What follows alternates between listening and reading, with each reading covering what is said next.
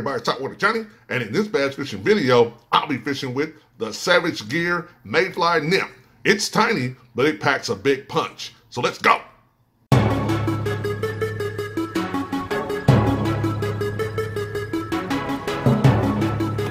Whoa, there we go. Yeah! Woo, holy cow, folks. Topwater Johnny here, man. This is what we came here for. Look at that. Get back here. Look at that right there. That's the kind of beast that we came here for. There we go. Woo! At that one. Hooked.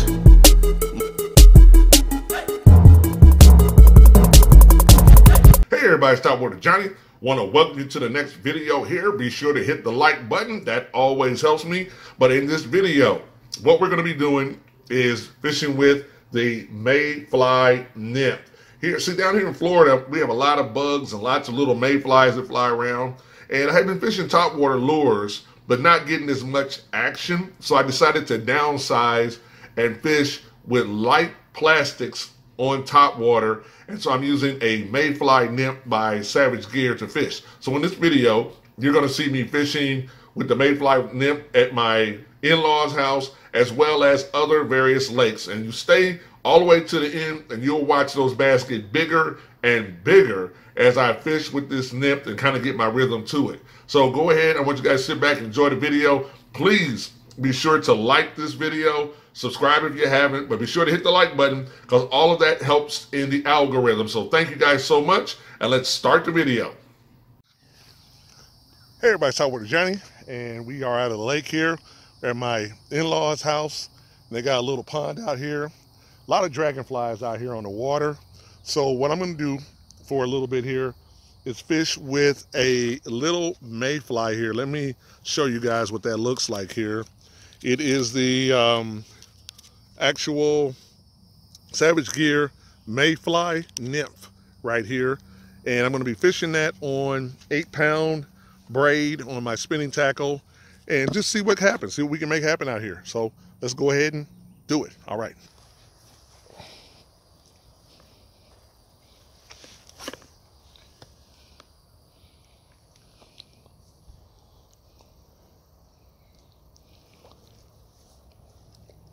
There we go.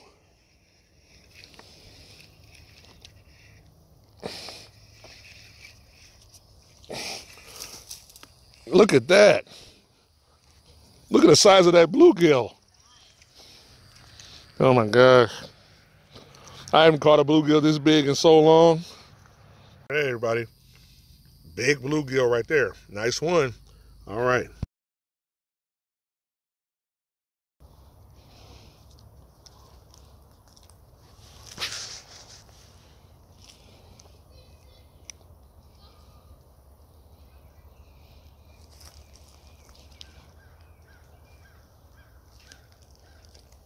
There we go, Ed. I got my second one. I got a bluegill the first time.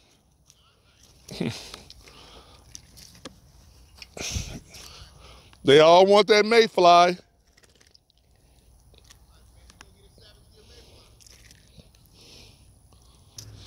There we go, everybody. Nice one right here on that Savage Gear Mayfly. There it is on a half of a Savage Gear Mayfly. All right.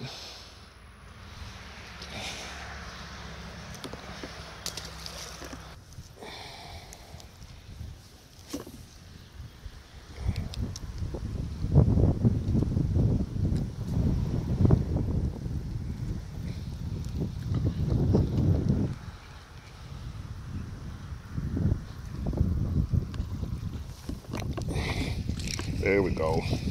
Got that little one there on the little bug. All right. Oops.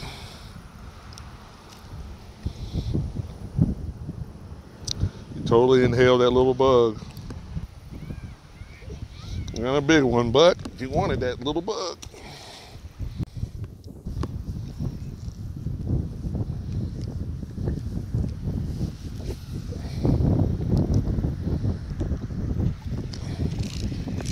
go. Another little one. Got another one here. They like this insect. All right. All right, everybody. They're loving this insect bug. Well, now that we know that they like this little insect bug here, we're going to keep on fishing it. I'm going to try to keep looking for bigger bass. But first, with an insect lure like this, with such a tiny little hook, I had to wait until I could set the hook correctly.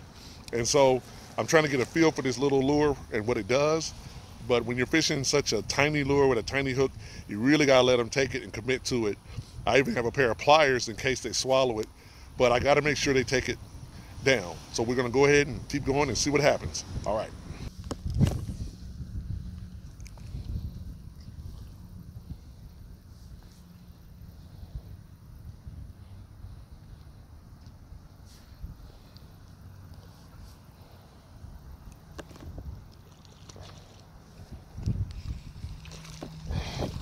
There we go, another little one. They love that insect. They love that little insect bug.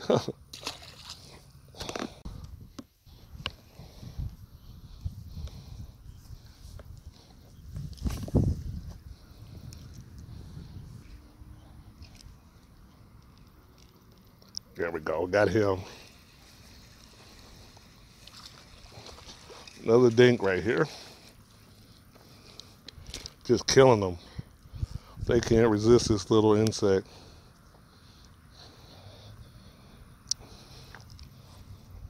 There it goes again right there. There's another one.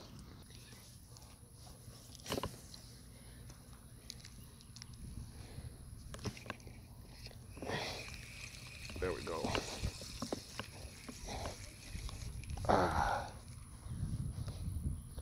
Came back for it. Came back for it. Missed him and came back.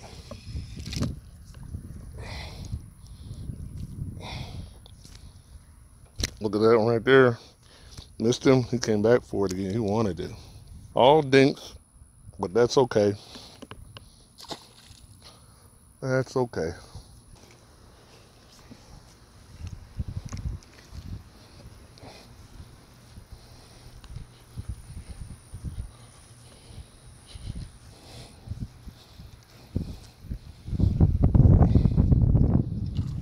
Look at that. Right there.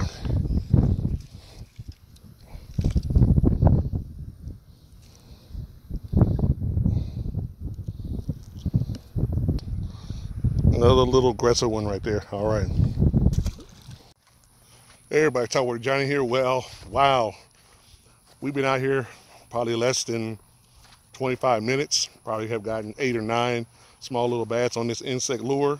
So, as you can see, all along that grass line there. All along that grass line. As you can see, we've just been tearing it up with this little lure here. Now, it's like I said before, it's a little too small, and if I get a big bass on there, I think I'm going to have a problem. But I'm going to try to learn how to hold them if I do get a bigger bass. But it's a lot of fun out here catching these little ones. And they're just as aggressive because I'm fishing with a 7-foot rod here, 8-pound braid, little hook. So you really feel the action on it. So, all right then, so we'll just keep on going. Yep.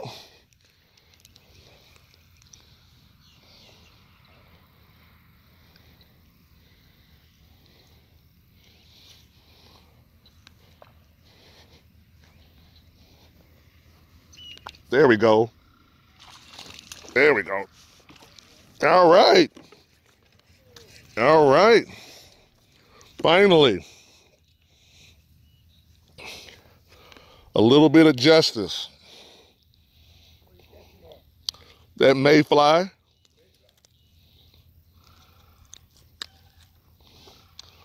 Got him on the mayfly here. All right. Been trying to get one here, so okay.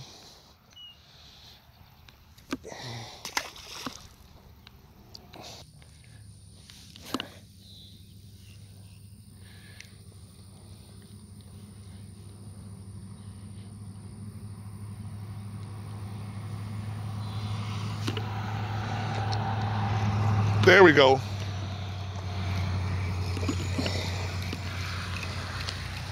All right. There we go. On the Savage Gear Mayfly. All right. All right, and a decent one there, everybody. You can see, got him hooked right there. It's corner of the mouth. So, all right. Got in the shadow here, everybody. Nice one. Probably a pound. About a pound probably right there. But all right.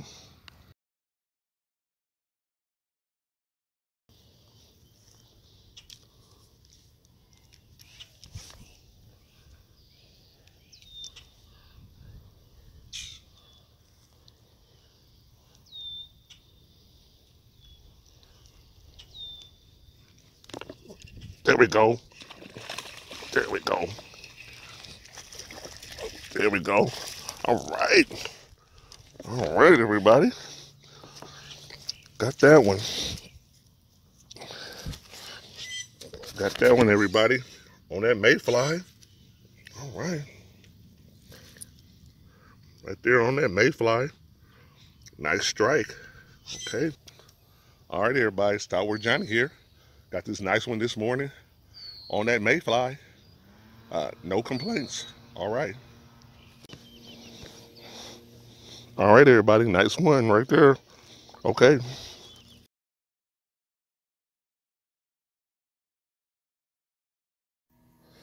Okay, everybody. Here is the Savage Gear TPE Mayfly Nymph right here. It's about 2.5 inches long.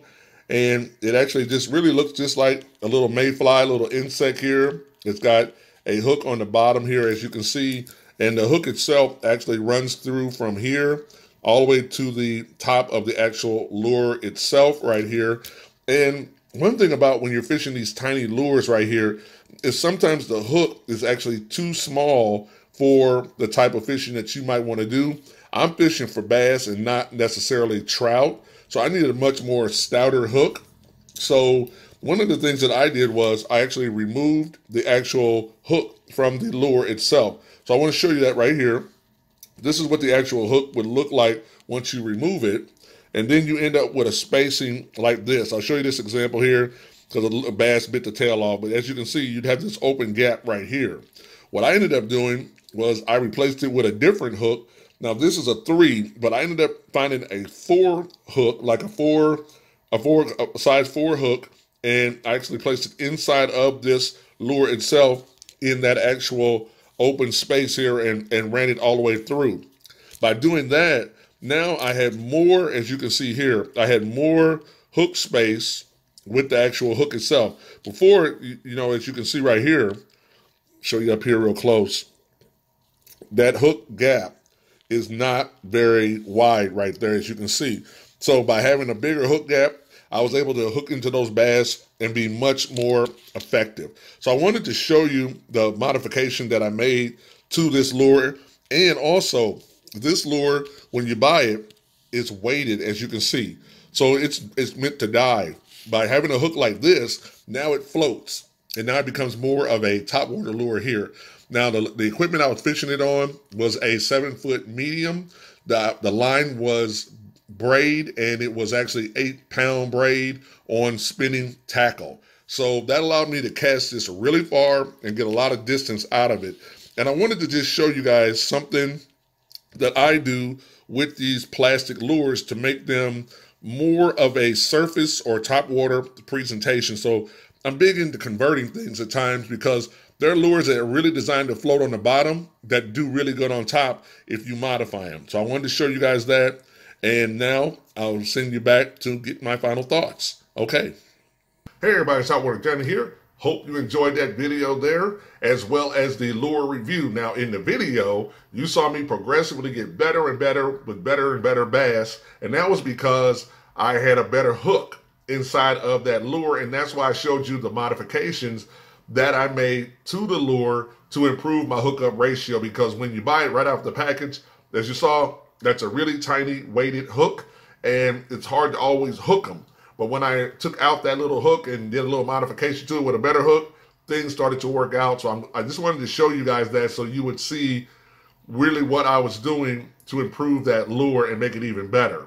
Now, when you look at that lure and the price of it, I got it on eBay, but it was a place called Discount Tackle that was selling it.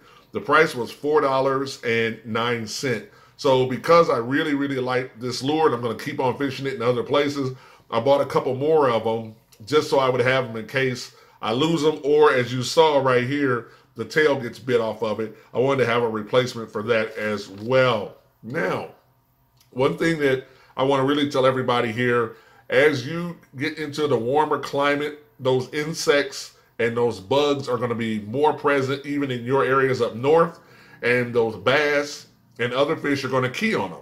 And so it's always good to have some type of surface level insect lure that you can use to trigger those top water bites, because I'm here to tell you, of course, they're always going to be feeding on maybe minnows, shad, crawdads, whatever that you have in your area. But if you have insects near the water and on the water, falling into the water, they're going to eat them. And so why not have something there that you can throw at them that they naturally will go and hit if they see it. So that's why I encourage everybody to have some type of insect lure that they are fishing with as well. Also, just a couple of other things here that I want to share with you guys.